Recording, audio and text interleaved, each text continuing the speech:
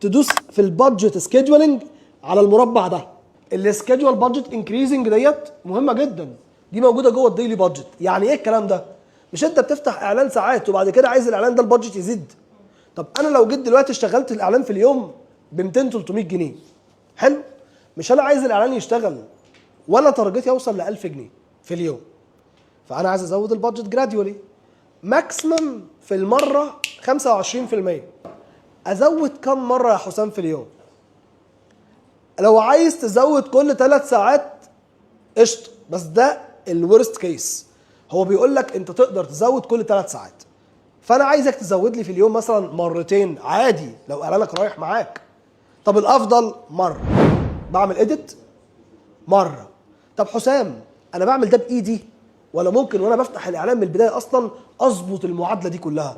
انا ممكن وانا ببدا الاعلان اعمل كل الكلام ده. بصوا هنا، دي في الديلي بادجت ولا اللايف تايم؟ ديلي بادجت، الحمد لله.